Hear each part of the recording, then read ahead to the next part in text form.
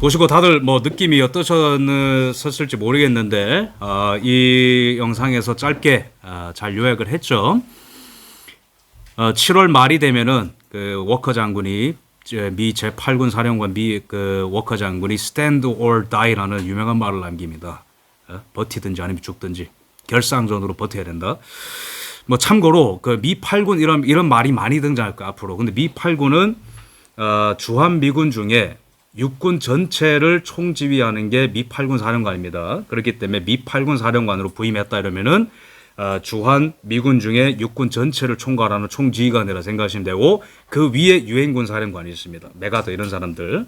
유엔군 사령관이 모든 걸 총괄하고, 미 8군 사령관은 주한 미군 중에 육군 전체를 총괄하기 때문에 미 8군 사령관과 유엔군 사령관은 중요한 이제 이 임무를 띠게 되는 거죠. 근데 이 지형을 아까 보셨다시피 이렇게 강이 이렇게 두르고 있죠. 이 지역을, 그죠? 낙동강. 근데 그 주변은 또 다 산이에요. 언덕과 산. 여름이었어. 8월달. 얼마나 좋아요. 그 대구 이런 데 엄청 덥잖아요, 또. 그러니까 아까 그 미군께서 얘기하신 대로 너무 덥다, 첫 번째. 두 번째는 다 산지다. 근데 그 산지와 언덕이 다 시체로 덮였다. 폭탄이 떨어지면은 그냥 살아있는 병사만 죽는 게 아니고 이미 죽어있던 사람의 시체가 몇 번이나 폭발하는. 그 낙동강 전체가 빨갛게 다 피로 물들어졌다는 거예요. 이 나라를 절체절명의 위기에 빠진 이 나라를 지키기 위해서 대한민국의 국군과 유엔군이 모든 역량을 다 쏟아부어 가지고 겨우겨우 한 달 동안 버틴 그 방어 전투를 낙동강 방어 전투라고 합니다. 7월 5일에 이 스미스 부대를 파병합니다. 근데 오산에서 북한군과 처음으로 맞닥뜨렸는데 바로 이제 다 괴멸당합니다. 이 500명의 부대가. 메가더 장군은 어떤 계산이었냐면은 이 미군이 참전한다라는 이 공포심을 심겨줘라, 인민군한테. 그리고 두 번째는 인민군의 전력을 한번 보자. 세 번째, 이 국군한테 이 용기를 주기 위해서 일단은 제일 가까이 있는 스미스 부대를 파병을 했지만은 속수무책으로 부대 규모가 워낙 작았기 때문에 오산에서 이제 괴멸이 되고요.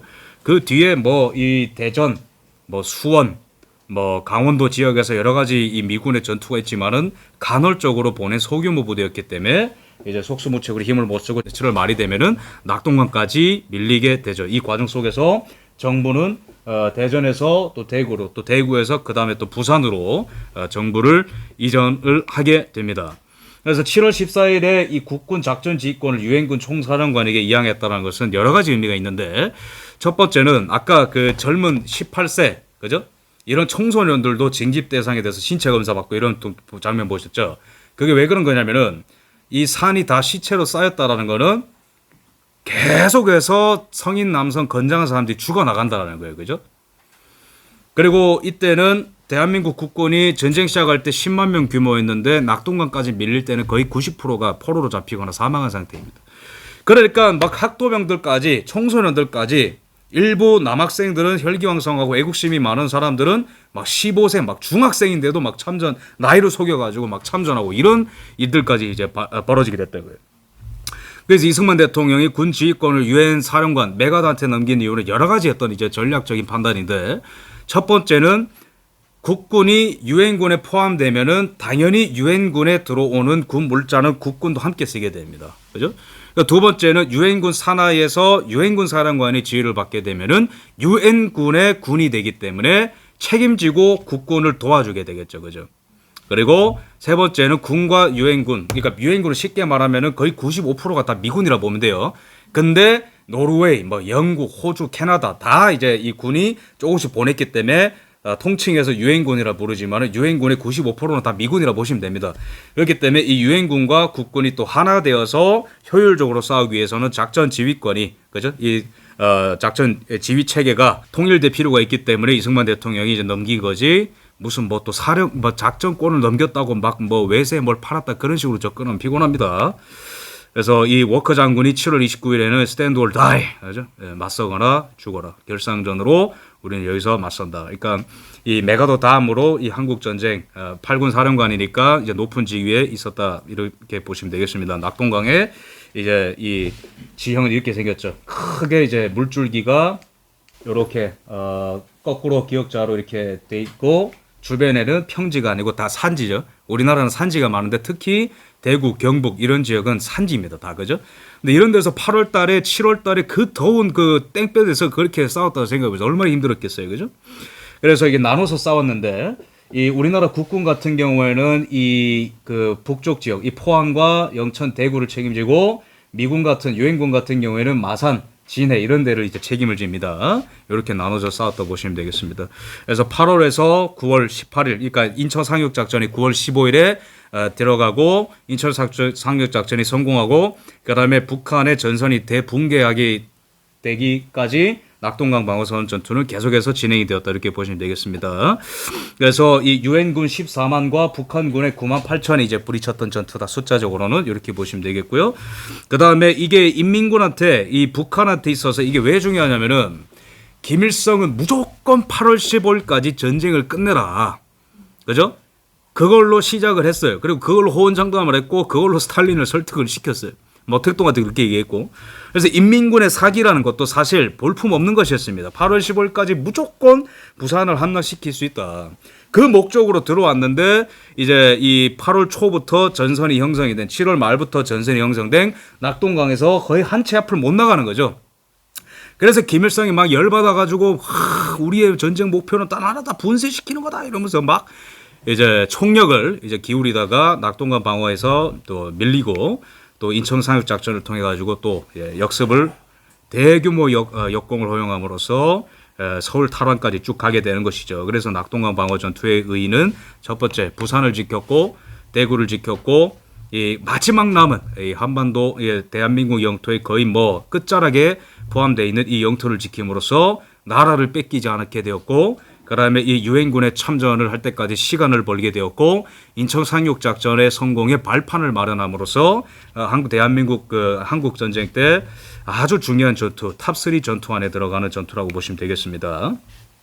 8월 달에 근데 그냥 멋지게 싸워서 이기고 그게 아니에요. 8월 달 동안에 모든 생명을 바쳐서 다 싸웁니다. 이게 8월 달에 있었던 국군과 미군의 사망자인데 뒤로 갈수록 계속 더 많이 죽고 실종자와 부상자가 더 많이 나옵니다. 이 육탄전을 벌이고 아까 이제 이 18일 동안에 16번의 육박전이 있었다 했죠. 육박전이 뭐냐면은 말 그대로 그냥 몸과 몸이 부딪히는 그 전쟁입니다. 멀리서 이렇게 막 쏘고 막 참호전하고 그런 게 아니고 병사들이 완전히 뒤엉켜가지고 칼로 찌르고 총으로 쏘고 막 뭐 목조르기 하고 막 구덩이에 파묻고 그런 전쟁을 말하는 거예요. 18일 동안 16번의 육박전 이걸 뭘 말하는 거면 거의 잠을 못 잔다는 겁니다. 거의 잠을 못 자고 한두 시간 자다가 또 눈 떠서 탱크 폭탄 소리 들리면 또 뛰어나가서 싸우다가 어제는 전우였던 병사가 이제 오늘은 완전히 땅에 묻히고 계속해서 이 명부가 올라와가지고 신병이 들어왔다 보고를 받으면 그 명부가 다음 날에 의미가 없어요. 왜? 다 죽으니까. 그 전쟁이 한 달 동안 계속 일어나는 겁니다. 미치죠, 그죠? 거의 정신병이 걸리는 겁니다. 이런 전쟁을 하면. 네. 그래서 이런 사람들이 다 이 학도병이라 불리는 건데 당시에 다 중학생도 섞여 있고 고등학생, 그죠? 여기 중학생, 남학생들도 있는데 그런 학생들이 참전을 또 지원을 하고 입대를 지원하고 심지어 일본에서도 국적을 포기하고 넘어와서 군에 이제 들어온 그런 이제 일본 출신의 학도병들도 많아요. 특히 이 낙동강 전투, 방어 전투 중에 다부동 전투라고 이 대구를 지켜내는 이 싸움이 아주 중요합니다. 여기서 이제 백선엽 장군이 이 1사단의 사단장이 백선엽 장군님이 뭐 영웅적인 그런 행보를 보였죠. 지금의 이제 경북 칠곡군에 이제 해당하는 데인데 북한군 사상자가 여기서 2만 4천 명이 나왔고 국군 유엔군 사상자가 이제 1만 명이 나왔다. 그러니까 김일성 입장에서는 이 낙동강을 뚫으려고 이 9월 달에 총 공세를 대구 쪽으로 퍼붓는데 여기서 이제 막아서는 이제 전쟁이다, 전투다 이렇게 보시면 되겠습니다. 그런데 이제 8월 달에 엄청나게 많은 이제 이 국군과 유엔군의 이 사망자가 나오는데 그래도 8월 달부터 조금씩 낙동강 방어 전투에서 역전의 기세가 나오는 거는 여러 가지 요인이 있는데 첫 번째는 이 미국을 통해 가지고 이 군 물자, 먹을 거, 입을 거, 무기, 폭탄, 탱크, 전투기가 막 들어옵니다. 이제 이 낙동강에 진군하는 해병대 모습이고요. 그다음에 영웅적인 전투가 가장 중요하겠죠. 하나만 소개를 드리자면은 어니스트 코우마 당시 이제 상사인데 이 사람이 당시 나이가 31살쯤이었어요. 근데 이 여러분 영화 퓨리 아세요? 브래드 피트 나오는 거? 그 탱크 하나로 막 이제 막 막 몇백 명과 막 싸우고 그런 영화 있죠. 그거의 실제판이 바로 이겁니다. 어니스트 코우마, 그러니까 그 영화가 이분을 모티브로 한 건지 모르겠는데 거의 이게 영화 퓨리와 똑같은 얘기예요. 미국의 퍼싱 전차라고 있어요. 근데 이분의 이 전차 부대가 낙동강을 지키다가 밀렸어요. 밀려가지고 당시에 사령부에서 퇴각을 해라. 퇴각을 하는데 이분의 전차 부대가 나머지 보병 부대가 2차 방어선을 구축할 때까지 앞에서 좀 엄호를 하고 지켜라. 무슨 말이냐면은 퇴각을 다 같이 할 수 없잖아요. 그죠? 다 같이 하다가 뒤에서 계속 따라오면서 총 쏘면 어떻게 해요? 어떤 사람들은 남아가지고 지켜줘야 되는 거야. 그래야 다른 사람들이 와가지고 방어선을 구축을 하겠죠. 그죠? 이해가 되죠. 그죠? 근데 그 엄호 그 작전을 이분이 맡은 거, 어니스트 코우마 상사가. 근데 탱크 딱 한 대만 남은 거예요. 근데 퍼싱 전차 하나를 갖고 있는데 저기 앞에서 인민군이 500명이 몰려오는 거예요. 진짜 말 그대로 500명. 근데 이분이 거기서 이 탱크 하나 갖고 싸우는데 9시간 동안 싸웠어요. 탱크 하나 갖고. 근데 싸우다가 이 전차 포만으로는 500명을 상대 못 하잖아요. 막 흩어지고 막 뒤에 숨 꾸르면 이거 못 잡아. 그래가지고 인민군이 500명이 달려드니까 코우마 상사가 해치를 열고 나와가지고 기관총으로 막 쏘고, 기관총 이 탄약이 다 떨어지니까 그 다음에 소총으로 싸우고, 소총 탄약 떨어지니 권총으로 싸우고, 그 다음에 수류탄 던지면서 9시간 동안 싸운 거예요. 그러다가 500명 중에 250명을 사살을 합니다. 그리고 살아남았어요. 이 전투가 엄청나게 유명해가지고 이분이 이제 메달 오브 아너를 트루먼 대통령한테 받아요. 제가 오른쪽에 있는 사람입니다. 이 얼마나 이게 거의 인간의 어떤 그 한계를 극복하는 그런 싸움입니까? 인민군이 당시에 뭐 로켓포가 또 없어가지고 막 맨손으로 이건 막 이게 해치를 열려고 막 열고 다시 뚜껑 열어가지고 막 칼로 찌르고 권총으로 쏘고 막 그런 싸움을 9시간 동안 하게. 근데 그런 전투가 이 낙동강 전투 기간에 비일비재합니다. 그런 식으로 엄청난 인간의 정신력과 한계를 극복하면서 국군과 이 미인군이 싸웠다는 거예요. 뭐 이제 뭐 탱크, 뭐 보병 막 다 섞여가지고 그죠? 이거는 당시 국군과 유엔군의 사진이고요. 이 다부동 전투가 일어나게 되는데 다부동 전투 같은 경우에는 여기 대구 칠곡 여기를 지켜야 되는 거예요. 근데 이제 김일성이 8월달에 총공세를 여러 군데 했다가 여러 방향으로 했다가 안 됐어요. 그러다가 9월 1일에 총공세를 해라. 무조건 부산을 빨리 점령을 해야 끝난다. 왜냐면은 그 인민군 같은 경우에도 여유를 부릴 수가 없는 게 보급을 할 수 있는 그 보급처가 저기 멀리 다 떨어져 있어요. 그리고 이미 전쟁을 오래 끌었기 때문에 식량도 많이 떨어졌고 군사기도 떨어진 상황에서 빨리 이걸 정리하지 못하면은 전쟁이 진다. 그 절박감 때문에 8월 달에 총공세했다가 한번 다시 숨고르기 하고 9월 1일에 여기 방향으로 쭉 들어오려고 이제 작전을 이제 짠 거예요. 근데 이때 당시에 여기 이제 군 그 경계가 약간 무너지고 있었던 게 인민군이 여기 마산 쪽을 하나 뚫어가지고 여기 있는 미군들이 한 단계씩 다 내려가가지고 여기에 크게 그 구멍이 뚫린 거예요. 그러니까 원래 감당해야 되는 전선보다 더 길어졌던 거예요. 백선엽 장군이 1사단 사단장이. 그러면서 이 거의 뭐 한 10배에 달하는 이 병력을 막아내면서 겨우겨우 대구와 칠곡을 지키면서 당시에 미군이 들어올 시간을 다 벌게 되고 인천 상륙 작전이 그 뒤에 2주 뒤에 성공하거든요. 그러니까 이게 다 기가 막히게 돌아가는 거예요. 이때 당시에 부산의 그 기독교인들은 그나마 남아있는 기독교인들은 부산의 한 교회에 모여가지고 회개 기도를 하는데 어떤 회개 기도 하냐면은 우리가 일제 때 신사 참배에 대한 죄를 회개하지 않으면은 이 전쟁을 이 하나님께서 이 전쟁을 승리하지 못하게 할 것 같다. 그 회개 운동이 또 일어나게 되고 전 국민이 그냥 이 그 며칠간에 이 나라가 정말로 멸망하지 않을까 그 절박함 속에서 싸우고 기도하고 또 어떤 그 싸우지 못한 사람들은 이 지게에 매가지고 막 폭탄 같은 거 나르고 여성들은 간호 장교 이런 거에 막 지원해가지고 간호하고 막 전 국민이 이 좁은 지역에서 막 생명 걸고 막 싸우는 거 한 달인 거예요.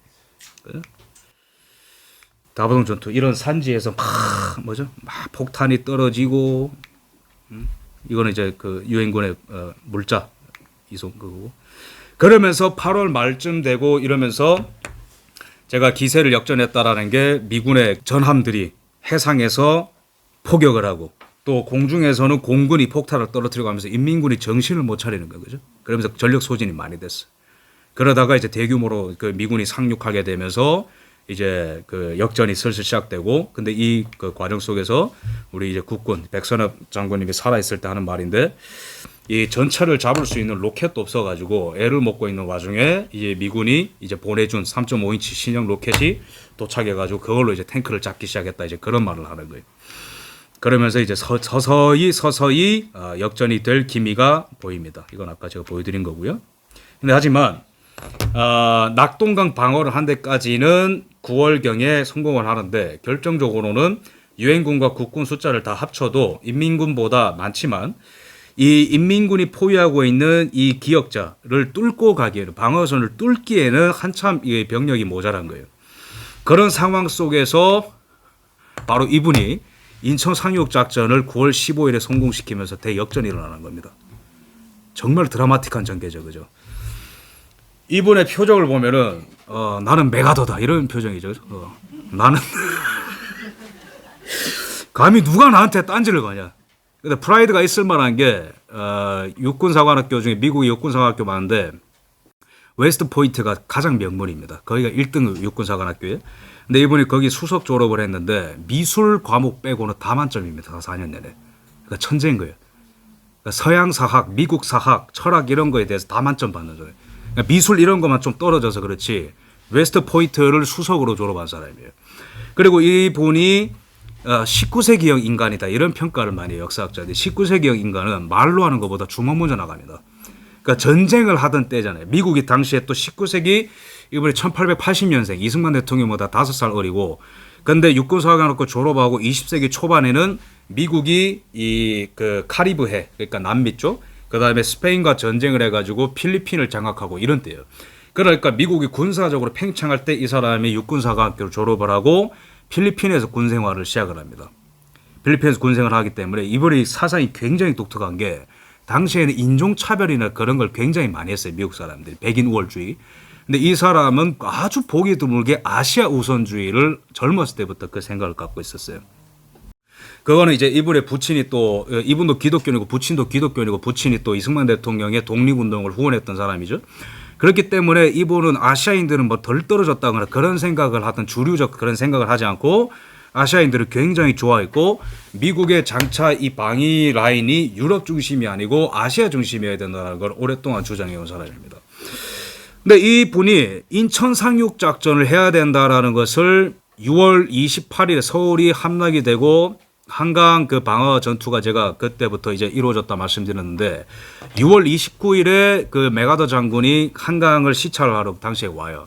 그래서 이제 한국을 둘러보고 그러다가 그때 이제 상륙 작전을 처음으로 구상하는데 상륙 작전 중에서도 여러 가지 하려면은 뭐 군산, 뭐 주문진, 원산 뭐 이런 데 해라. 근데 왜 인천이냐. 인천에 해야 된다라는 거를 인천 상륙 작전 9월 15일 이전부터 몇 개월 전부터 군 수뇌부 합참의장이나 이런 사람들한테 얘기를 했어요. 근데 이런 사람들이 처음에는 다 거절했습니다. 근데 이제 훗날 성공하니까 당시에 이제 합참의장인 오마르 브래들리라는 사람은 인천 상륙 작전은 군사적 기적이고 메가더는 군사적 천재다라는 평가를 내렸지만은 왜 당시 합참의장과 국방부 장관과 뭐 왜 다 말렸냐면은 이거를 보세요. 이게 이제 인천 소래포구의 사진입니다. 근데 이게 그 조수간만의 차가 낮을 때는 또 물이 내려가. 그러니까 서해안의 단점은 뭐냐면 동해안은 물이 가만히 있잖아요. 그죠? 근데 서해안은 그 뭐 없을 때는 물이 쫙 빠졌다가 뭐 하면 물이 꽉 찼다가 그런 인천에 그런 걸 어떻게 하냐. 그리고 인천 여기 이제 서해안을 보시면은 새끼 섬들이 많잖아요. 그러니까 그거 하나하나 피해가지고 그 좁은 수로를 피해서 너무 변수가 많으니까 이게 합리적이잖아요. 얼핏 생각해 본 거죠. 그래서 하지 마라. 근데 메가더 장군의 스타일이 어떤 스타일이죠? 나는 메가더다. 당시에 6월 하순부터 구상을 했어요. 그래서 이 10월 23일에 인천 상륙작전을 미국 합참에 제안을 합니다. 하겠다. 한다. 그런데 8월 21일에 육군참모총장 콜리스 장군, 해군참모총장 셔먼 장군이 도쿄에 방문했어요. 말리려고. 메가더 장군 그건 아닌 것 같다. 설득하러 왔다가 메가더 장군한테 다시 설득당하고 돌아갑니다. I am 메가더, 그죠? 그래서 결국에는 9월 9일에 합참이 최종 승인을 함으로써 그래 9월 15일에 하자. 그래서 학자들은 이거를 거의 성공 가능성을 5,000대 1로 봅니다. 왜? 제가 아까 말씀드린 거 딱 다 설명드리면 안 될 것 같잖아요, 그죠? 근데 나는 메가더다, 그죠? 그러면서 메가더는 이걸 해야 된다. 전략적, 정치적, 심리적 이유다. 인천은 서울의 관문이기 때문에 한국의 수도라는 상징성 외에도 경제와 교통 및 보급로의 중심지다. 전략적. 그러니까 서울을 뺏기 위해서는 인천을 가져가야 된다. 그리고 두 번째 전략적 이유는 허리를 끊어버리면서 인민군의 보급로를 차단해버리는 거예요. 그러면 완전히 괴멸되겠죠. 그리고 망치와 모루 작전이라고 표현을 해요. 그러니까 망치는 인천 상륙 작전, 모루는 낙동강 방어 이렇게 신다라는 거예요.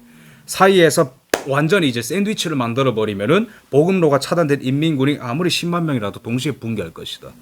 심리적으로 한 번에 이렇게 괴멸하면 전쟁은 삽시간에 끝날 수 있다. 근데 이분이 이거는 이게 목표지 경험이 없었던 게 아니에요. 이분이 그 인천 사격작전 비슷한 거를 2번 정도 한 적이 있었는데 이분이 그러니까 필리핀이 미국의 식민지였잖아요, 그죠? 그래서 필리핀에 주둔하던 미군이 있었어요. 거기 미군 사령관이 원래 메가더였습니다. 근데 메가더가 그거 지키고 있었는데 일본이 태평양 전쟁을 하면서 필리핀을 뺏어간 적이 있었어요. 그때 메가더가 자존심 구겼죠. 하지만 거기를 다시 찾을 때 상륙 작전으로 다시 찾았어요. 일본을 이길 때, 필리핀을 찾을 때. 두 번째는 이 니미츠 제독과 메가더 장군이 당시에 태평양에서 일본을 본토로 이제 이 몰아넣는 그 작전을 했는데, 해상 작전을 했는데, 그때 개구리 뜀뛰기 작전이라고 그 일본이 있고 호주가 있고 여기에 섬들이 많아요, 그죠? 뭐 파푸아뉴기니 뭐 이런 거 있잖아요, 그죠? 그런 섬들이 있기 때문에 대부분의 당시의 장군들은 하나하나씩 섬을 먹으면서 올라가야 된다. 근데 메가더 장군은 헛소리 하지 마라, 시간 없다 해가지고 개구리 뛰기라고 하나의 섬을 장악하고 또 건너뛰어서 하나를 장악하고 이런 식으로 해가지고 일본 해군을 괴멸시키는 작전인데 그게 성공했어요. 그러니까 이분이 상륙 작전으로 이게 기습 작전하는 거에 경험이 있는 분인 거예요. 그러니까 인천 보니까 된다, 그죠? 가끔 진짜 독보적인 천재는 아무리 설득해도 그 사람이 왠지 맞을 때가 있잖아요, 결론적으로. 그런 사람인 거예요. 그래서 이분의 평가가 굉장히 극단적입니다. 나르시스트에다가 완전히 어린 왕자 같은 사람이다, 이런 평가가 있어요. 맨날 이렇게 딱 선글라스 끼고 막, 그죠? 딱 절대 눈동자 안 보여주고, 그죠? 막 담배 이렇게 물고 있고. 근데 실제로도 이 말하는 걸 들어보면은 말을 크게 안 해요. 조곤조곤 말하는데 이제 압도적인 카리스마로 그냥 다 굴복하게 만드는. 근데 너무 고집이 세가지고 이 아이젠하워 대통령이 원래 메가더 장군 부하였거든요. 근데 아이젠하워 대통령은 학을 떼가지고 메가더 장군 장례식에 가지도 않을 정도였어요. 너무 이 사람 프라이드가 세니까 누구의 말도 안 들어요. 근데 실적과 그 실력으로 말하는 사람이 있잖아요, 그죠? 이분이 1차 대전, 2차 대전 다 참전한 사람인데 특히 1차 대전 때는 거의 총알이 빗발치는 최전선에 그냥 주머니 손 놓고 걸어 다닙니다. 근데 총알이 다 피해가요. 영화 같지만은 진짜 실제 있었던 얘기입니다. 그러니까 주변에 있는 사람들이 일반 사람으로 이렇게 대우를 못하는, 항상 거리를 둬야 말하는 압도적인 카리스마. 근데 그런 천재성과 직관과 경험과 그거를 갖고 있는 사람의 그 작전을 통해서 한국 전쟁이 대반전을 맞게 되는 거예요, 그죠? 그래서 무슨 다수의 뜻을 모아서 뭐 어떻게 하다 보니까 됐다, 그런 게 아니라는 거예요, 한국 전쟁이. 이거는 브리핑을 받고 있는 메가더 장군과 참모들인데, 여기서도 작전 얘기가 나왔는데 인천에 모든 걸 쏟아부으면 안 되고 군산, 삼척, 영덕 이런 데다가 상륙 작전을 할 것처럼 교란 전술을 미리 해놔야 쟤네들이 헷갈린다. 그 실제로 이제 먹혔죠. 여기에서 있었던 일화를 말씀드리자면은, 이런 그 브리핑을 하던 자리에 원래 손원일 제독이 있어야 되거든요. 우리나라 이제 해군의 아버지라고 평가받는 조선해양경비대 만든 사람. 근데 그분도 원래 브리핑을 받아야 돼요. 근데 갑자기 그 미군 장성들이 보는데 제너럴 또는 어드미럴 손 어디 갔냐 물어보니까 모르겠다. 근데 일단은 인천 상륙 작전 그 시작되고 난 뒤에입니다. 뒤에 일인데 그 어디 갔냐 손원일 제독이 같이 소총 들고 전선에 들어간 거예요, 이분이. 그죠? 백선엽 장군도 나를 따라라. 내가 만약 도망간다면 나를 쏴라. 그렇게 다부동 전투에서 이렇게 영웅적인 행보를 했는데, 우리나라의 이 그 해군의 아버지라고 불리는 손원일 제독도 당시에 이제 그런 정도로 솔선수범하는 리더였어요. 당시에 군이 굉장히 투박하고 장비도 열악하지만은 이 정신력, 그죠? 리더십, 이런 나라를 꼭 되찾고야 말겠다라는 이런 어떤 그 애국심, 이런 것들을 정말 지금이랑 비교도 안 될 정도로 엄청났다고 이제 보시면 되겠습니다. 그래서 이 먼저 그냥 막 들어가면 안 되죠. 그래서 해군에서 막 포를 쏘고 이걸 또 지켜보는 메가더 장군입니다. 그래서 뭐 결론적으로는 이 항공모함 세대 미 제5 공군이 뭐 3,000회 이상 출격하면서 막 네이팜탄을 떨어뜨리고 그래서 어모 시설을 먼저 파괴하고 이제 쭉 들어가는 거죠. 근데 이때도 재미난 작전이 있는데 이 투루디 잭슨이라는 작전이 있어요. 이건 뭐냐면은 그 클라크 당시에 대령이었나? 하여튼 그 사람이 아까 이제 첩보의 달인인데 이 사람이 CIA랑 작전을 해가지고 한국인 10명을 첩보원으로 고용을 해가지고 이 사람들이 먼저 사전 작업을 다 해놓은 거예요. 어디에 참호가 있고 어디에 뭐 박격포가 있고 어디에 병력이 몇 명 있고 해가지고 다 계산을 해보니까 별거 아니다. 인천에 1,000명 정도, 서울에 5,000명 정도 이 정도면은 싹쓸이 할 수 있다. 그런 어떤 치밀한 첩보 작전도 다 있었던 거예요. 그리고 공군이 가가지고 폭탄 떨어뜨리고 또한 이제 해군이 해상에서 지원하고 그러면서 약 260척이 넘는 뭐 구축함, 소해함 이런 거 다 해가지고 병력이 막 내리는데 총 내린 병력은 한 7만 5천 명 정도가 됩니다. 그러니까 이제 대비를 못하죠. 인천에 1,000명 인민군, 서울에 5천 명 있으니까 한 7만 5천 명이 인천에 상륙하는 게 도저히 못 막죠, 그죠? 그러면서 그 원사이드하게 인천을 이제 밀 수 있게 됐던 것입니다. 그래서 전사자 4명, 부상자 21명밖에 생기지 않으면서 이제 월미도를 깔끔하게 확보를 하고 그렇습니다. 그래서 뭐 7만 5천의 병력이 이건 노르망디 상륙 작전 사진 아닙니다. 인천 상륙 작전입니다. 멋있죠, 그죠? 국군이 상륙하려고 탁 대기하고 있는 거예요. 근데 여기 근데 청소년들도 섞여 있었어요. 우리나라 청소년들도. 이거는 뭐 보급품 이렇게 막 받고 있는 사진이고 당시에 인천 시가전인데 이것도 거의 뭐 하루 만에 다 소탕이 됩니다. 9월 15일에 상륙을 했으니까 다 상륙했고 뭐 항복하고 인민군도 마찬가지. 인민군도 소년병들이 많았어요. 인민군을 포로로 잡았는데 이렇게 소년들이 많은 거예요. 그래서 이 날짜별로 보자면은 그래서 15일에 상륙하고 뭐 이제 그 월미도 잡고 그다음에 16일에 인천 시가전하고 김포 비행장을 뺐습니다. 그다음에 인천 전 지역을 탈환한 18일에 하고 20일에는 이제 서울 한강 도하 작전, 그러니까 한강을 건너는 작전이라는 뜻이에요. 그다음에 23일 되면은 서울 서대문구를 점령을 하고 김일성은 급기야 북한군 총후퇴를 명령을 합니다. 그러니까 끝났다라는 거죠. 그다음에 이제 또 들어가서 서울을 이제 28일에 결론적으로 탈환을 하는. 그래서 결론적으로는 메가더 장군의 모루와 망치 작전에 성공했던 것이고 샌드위치 작전을 성공시킴으로써 인민군의 당시에 낙동강에 진주하고 있었던 병력이 10만 명인데 9월, 10월 동안 잡아들인 인민군 포로만 6만 명인 거예요. 10만 명 중에 6만 명을 망치와 모루 샌드위치 작전으로 잡아들였다는 거예요. 엄청난 작전이죠, 그죠? 보급로가 끊기고 사기가 떨어지고 양쪽에서 이렇게 포위해서 올라오니까 속수무책으로 다 잡히는 거예요. 11월 달에는 3.5만 명이 포로로 잡히면서 낙동강에서 방어 진지를 구축하고 있었던 10만 명의 인민군이 다 잡힙니다, 이때. 그 다음에 10월 19일에 평양을 점령을 합니다. 여기까지가 아주 드라마틱한 역전의 과정인데 10월 19일에 평양을 점령하는데 당일에 똑같은 10월 19일에 바로 25만의 중공군이 압록강을 건너면서 한국전쟁이 또 다른 전쟁으로 진행이 되게 됩니다. 당시에 서울이 폐허가 된 장면입니다. 서울에 진입을 하고 보니까 완전히 서울이 잿더미가 되었던. 이거는 당시 아까 제가 말씀드렸던 부산의 초량교회라고 여기에 이제 전국에서 피난 온 목사 장로들이 모여가지고 구국 기도회를 열었는데 하나님 이 나라 살려주십시오. 우리가 주님 앞에 범죄였습니다. 우리가 일제시대 때 거짓 신사참배를 함으로써 주님 앞에 큰 죄를 범하였습니다. 주님 이 나라를 살려주십시오. 그 눈물의 구국 기도회가 인천 상륙작전이 일어나기 3일 전에 있었습니다. 시사하는 바가 크죠, 그죠? 서울 수복을 하는 장면이고요. 또 이승만 대통령은 이 메가더 장군에게 이 감사패를 전하면서 서울 수복 기념으로 연설을 또 하게 됩니다. 메가더 장군이 주기도문을 외우면서 연설을 해나갑니다. 당신들은 자유를 되찾을 자격이 있습니다. 그러면서 이 북한군이 서울을 뺏기고 평양을 뺏기면서 그냥 올라가면 될 텐데 꼭 올라갈 때 양민들을 대규모 학살을 해요. 그 서울을 빼앗고 낙동강으로 내려올 때도 제가 엄청난 그 인명 피해를 일으켰다. 민간에 학살했다고 제가 저번 시간에 말씀드렸죠, 강의에서. 이번에도 서울을 뺏기고 평양을 뺏기고 올라가는데 족족 민간인들을 보이는 대로 다 죽이는 거예요. 쌀 내놔라, 먹을 건 내놔라, 말 안 들어 너 죽어, 너 뭐 뿌락치지, 미제 앞잡이지, 뭐 갖다 붙이기 편한 거예요, 그죠? 뭐 미제, 뭐 일제 앞잡이, 미제 앞잡이, 그죠? 그러면서 10월 19일에 평양을 빼앗고 인민군이 쳐들어오지만은 그에 앞서서 시계를 4일 전으로 좀 당겨보겠습니다. 아직 중공군이 들어오기 전이에요. 웨이크 섬이라는 데서 메가더 장군과 트루먼 대통령이 만납니다. 만나는데 이때까지만 해도 중공군 그런 얘기가 없었어요.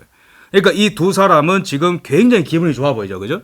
메가더 장군은 모든 사람의 반대를 무릅쓰고 인천 상륙 작전을 성공시켰고, 트루먼 대통령도 이 자유세계의 보호자로서 그 한국 파병을 결정을 했고, 또한 38선을 회복을 한, 그러면서 어떤 정치적인 승리를 볼 수 있고, 메가더는 군사적인 승리를, 그죠? 그러면서 전 세계 스포트라이트를 또 받게 되는 게 바로 이제 10월 경인데, 그래서 두 사람이 웨이크 아일랜드에 만나가지고 여러 가지 이제 얘기를 합니다. 거기서 뭐 한국군을 어떻게 증강시킬 것이고, 일본을 어떻게 할 것이고, 한국을 어떻게 다시 이제 복구할 것이며, 그런 얘기를 우리가 주고받는데, 여기서 중공군 얘기가 나오지만은 그건 별거 아니다는 식으로 넘어가요. 근데 4일 뒤에 중공군이 내려오죠. 그러면 메가더와 트루먼은 당시에 왜 오판했는가? 트루먼 같은 경우는 10월 9일에 이런 얘기를 한 적이 있어요. 중국의 한국전 개입 가능성도 생각할 수 있지만 그럴 것 같진 않다. 할 수도 있는데 내 생각에는 안 할 것 같다. 그죠?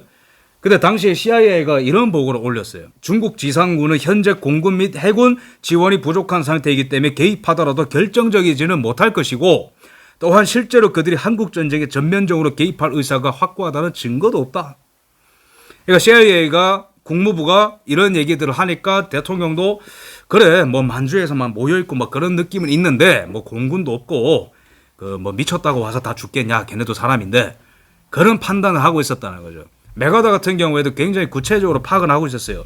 만주 일대에 한 30만의 중공군이 모여있고, 그 다음에 압록강 주변에 10만 명이 주둔하고 있는 거는 내가 알고 있는데, 공군이 모자라기 때문에 자살 시도를 하지 않을 거다. 저 10만 명이 20만 명이 들어오게 되면은 그 미군의 해군과 공군한테 다 쓸려 나갈 건데 그렇게 안 할 것이다. 또한 들어오더라도 한 뭐 10,000명 정도 들어올 것이다. 메가더는 그렇게 이제 생각을 하고 있었던 거예요. 근데 19일에 이 모택동은 총 진격을 명령하게 되면서 압록강과 두만강을 약 25만 명의 중공군이 밀고 내려오게 됩니다. 모택동은 제가 그 4강이었나요? 한국전쟁의 기원, 그 한국전쟁으로 가는 길에서 말씀드렸다시피 오래 전부터 미국과의 결전을 기다리고 있었습니다. 우리가 지정학적으로 또는 한반도 역사를 길게 보면은 임진왜란 때 이 명나라가 조선을 도와주러 왔죠, 그죠? 또한 청일전쟁 때도 일제에 뺏길 수는 없다. 조선이 좀 밉지만 청나라 입장에서도 일제에 뺏길 수는 없다.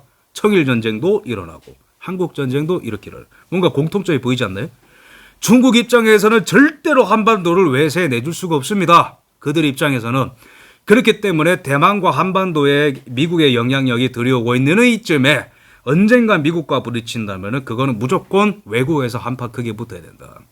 모택동은 칼을 갈고 있었고 김일성이 속수무책으로 패퇴하는 걸 지켜보면서 이제는 나의 때가 왔다라고 생각을 하면서 중공군의 투입을 결정하게 되고, 여기서부터 또 다른 전쟁이 시작되게 되는 것이죠.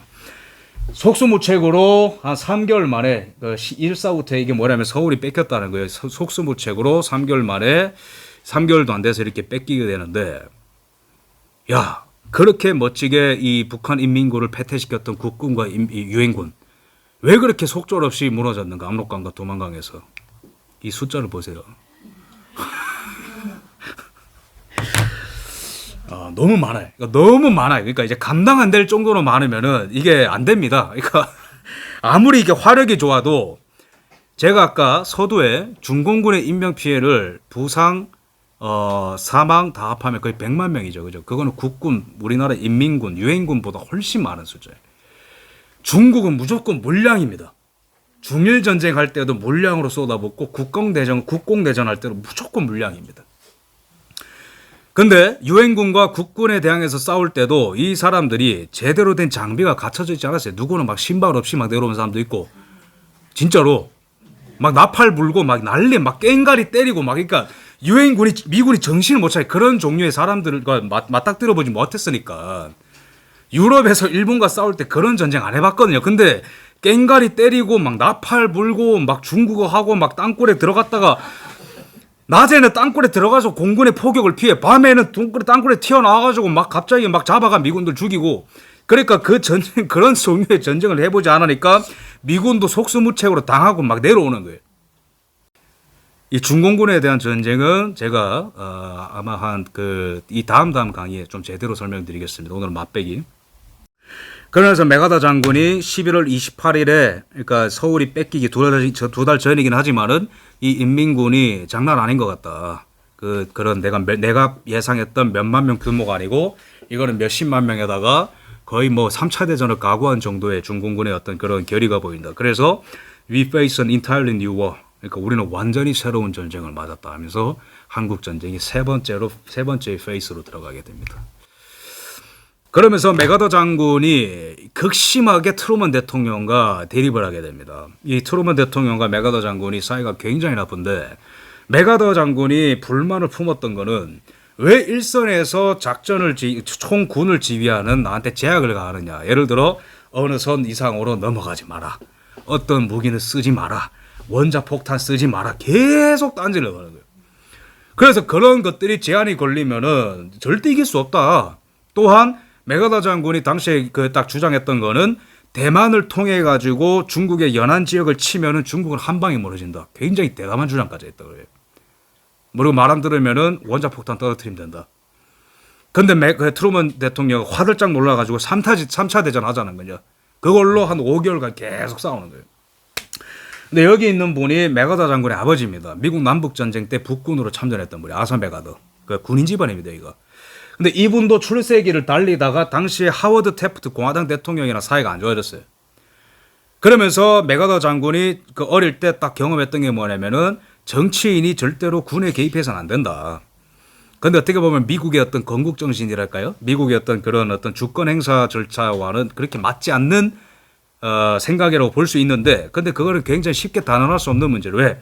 미국은 민이 군을 통제한다. 그 어떤 건국 정신이거든요. 건국 정신 중에 하나가 그거거든요. 국민의 의지를 통해 선출된 대통령이 군 전체를 통솔한다. 그래서 밑에 군을 둔다. 그런 어떤 건국 정신 중에 하나가 있어요. 근데 메가더 장군은 그거는 맞지만은 최전선에서 전투를 치를 때는 사령관의 이 말을 좀 존중해 줘야 된다. 그걸로 막 5개월간 계속 싸우는 거예요. 근데 메가더 장군이 왜 이렇게 강렬하게 원자폭탄 떨어뜨려야 된다, 대만을 통해서 중국 본토 쳐야 된다 이렇게 강하게 얘기했냐면은 이분이 이승만 대통령과 조금 유사하게 반공, 멸공이 약간 종교적 신념으로 맞닿아 있는 사람이에요. 그죠? 그런 것도 간과할 수가 없습니다. 메가더는 왜 그렇게 맹렬하게 트루먼과 충돌했고 한국 전쟁을 극단적으로 끌고 가려 했나 그런 평가가 있는데 이분의 어떤 종교관과 이념관을 알아야 됩니다. 이분이 1930년대부터 공산주의에 대해서 굉장히 불편한 기색을 이제 비쳤는데 이 세상에는 두 가지의 이단이 있다. 인종주의와 공산주의다. 그게 바로. 이런 얘기를 했어요. 이게 바로 자유정부를 위협하고 있다. 1930년. 공산주의가 대유행할 때 이미 공산주의 싫다. 그리고 또한 1932년에 보너스 마치라고 1차 대전 끝나고 난 뒤에 경제대공황이 와가지고 1차 대전 참전 용사들한테 이런 보상이 잘 지급 안 될 때가 있었어요. 그때 이제 미군들이 막 반란을 일으킨 적이 있어요. 워싱턴 DC에. 그때 이분이 이거를 진압하는 명령을 하면서 공산주의를 굉장히 싫어하게 되고 이거를 뒤에서 사주한 세력이 공산주의다. 이러면서 공산주의를 굉장히 싫어하게 됩니다. 그리고 또한 이분이 이제 이 기독교적인 어떤 신념이 굉장히 강한 분인데 이것도 잘 알려지지 않은 이분의 어떤 일본에서의 행적인데 Soldier of God이라고 이런 책이 있어요. 이 내용이 뭐냐면은 메가더 장군이 일본의 사령관으로 이제 있었죠. 그죠? 일본을 점령했으니까 미군이. 근데 거기 사령관으로 쓰면서 일본의 헌법도 새로 정해주고 일본의 군부도 해체시켰어요. 그러니까 일본을 전쟁으로 몰아넣기 위한 군부 있거든요. 군부를 해체시키고 일본의 헌법을 민주적으로 고치고 이런 어떤 그런 개혁을 단행을 했는데 이분이 어떤 정도로 극단적인 당시에 생각을 했냐면은 일본을 기독교 국가로 만들어야겠다. 아예 그냥 천황제를 뿌리 뽑아서 기독교를 국교로 박아버려야 되는 그런 주장까지 했어요. 그 정도로 이분은 이런 어떤 아시아 정세와 공산주의와 어떤 이런 것들을 볼 때에 군인으로서만 일을 한 게 아니고 어떤 종교적 신념과 공산주의에 대한 굉장히 그 뿌리 깊은 경멸감 이런 것들이 있었던 사람이에요. 그러니까 전쟁을 끝까지 해야 된다. 그러다가 1951년 4월 달이 되면은 경질이 됩니다. 왜 경질이 됐냐? 대통령의 명을 어겨서라도 나는 이 전쟁을 승리로 이끌어야겠다. 메가더의 명언 있죠, 그죠? 전쟁에는 승리 외에는 대안이 없다. 그런 거를 주장을 하고 트루먼의 이런 어떤 제약, 어떤 이런 것들을 언론을 통해서 공개적으로 비난하면서 트루먼 대통령의 인내심에 한계가 다다랐고 너 해임. 그래서 메가더 장군도 그런 어떤 제한받는 군의 직책이라면 나는 할 필요 없다 이러면서 집어 던지고 나옵니다. 그러게 되면서 이 이승만 대통령과 그나마 합이 제일 잘 맞았던 미국의 이 군인이 메가더 장군과 벤 플리트 정도거든요. 그러니까 한국을 정말 적극적으로 내일처럼 도와주는. 근데 그 이제 큰 축인 메가더 장군이 해임되게 되면서 한국 전쟁은 급속도로 휴전 협정을 맺는 방향으로 들어가게 됩니다. 네. 16강 정리하고 좀 마치겠습니다. 16강 낙동강 전투 7월 말부터 9월 중순 이 인천 상륙작전이 성공하기까지의 이 한 달이 넘는 시간 동안 이 국군과 유엔군은 피와 땀과 눈물을 흘리고 낙동강 전체가 피로 붉게 문들고 산 전체가 붉게 문들 정도로 수만 명의 어떤 이 젊은이들이 희생이 된, 그래서 대한민국을 절대로 잃을 수 없다라는 그 절박감 속에서 대한민국 국민 전체가 그 좁은 지역에서 하나가 되어서 싸웠던 그 전투, 그리고 인천 상륙작전이 성공하게 되면서 한 달 반 이상 계속해서 패배를 거듭하던 이 대한민국이 드디어 역전의 발판을 마련하고 서울 수복과 평양 수복까지 쭉 나가게 됩니다. 하지만 10월 19일에 중공군이 참전하게 개입하게 되면서 이 전쟁은 또 다른 국면으로 중국과의 전쟁으로 들어가게 되었고, 이때 메가더 사령관은 트루먼과 극심한 대립을 하다가 해임되게 되면서 이제는 중국과의 전쟁을 어떻게 끝낼 것인가, 휴전협정이냐 아니면 북진통일이냐를 놓고 또 다른 싸움이 펼쳐지게 됩니다. 이에 해당하는 강의는 제가 18강에서 하고 그 다음 강의 17강에서는 약간 쉬어가는 느낌으로 한국전쟁의 영웅들이라는 주제로 진행을 해보도록 하겠습니다. 감사합니다.